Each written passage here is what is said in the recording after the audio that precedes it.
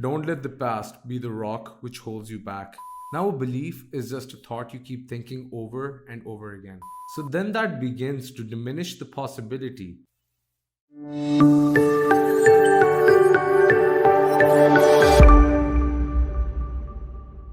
Don't let the past be the rock which holds you back. Most of our thoughts and feelings come from our past experiences. They come from memorizing. In fact, your brain is organized to reflect everything you know in your life. Your brain is a record of all the things you've learned and experienced. The brain, it's an artifact, and when you have an experience, when you're in the midst of an experience, all of your five senses plug you into the external environment. And as your brain is processing all of this vital sensory data, all that information rushes back to the brain. The emotional aspect helps us remember the events, so we learn something new intellectually, and when we do that, it also causes networks of neurons to form.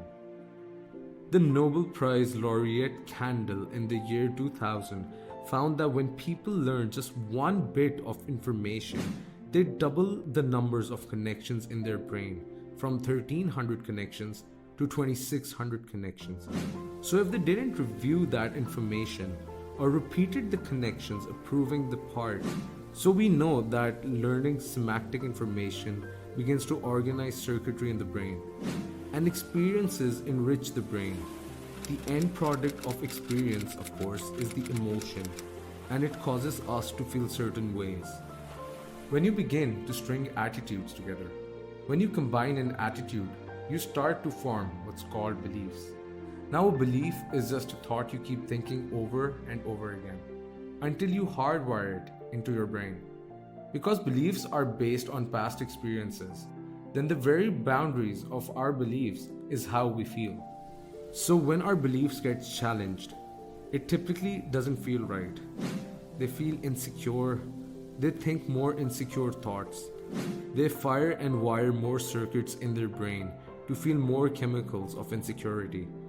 And then once they're feeling insecure, they think more insecure thoughts, and they do this over and over again. The redundancy in the repetition of that cycle over time conditions the body to subconsciously become the mind. Once the body becomes the mind, that's called a habit. And it turns out that 95% of who we are by the time we're 35 years old are set unconscious thoughts, unconscious behaviors, unconscious emotional reactions that function like a subconscious computer program. The cycle of thinking and feeling over time creates a subconscious state of being. So all beliefs are subconscious states of being. We have beliefs about God, about spirituality, about health, about relationships, about love. And all of those are based on our past experiences. But the majority of those beliefs, we don't even know that. We believe them because we think they're true, because they're not functioning primarily in the conscious mind. And if you take several beliefs and you stack them together, you start to form what's called a perception. And perceptions have everything to do with relationships that we have, the things we create, the behaviors we demonstrate, the choices we make in our relationships. Why is that important? Because then if beliefs are subconscious states of being, and you're stringing beliefs together, then most people are viewing their life through the lens of the past unconsciously, and they are filling in reality. They're seeing reality.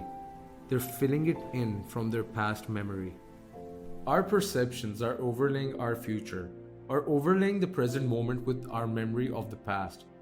So then that begins to diminish the possibility, and it begins to close down the way that we can begin to navigate and function in our lives. In order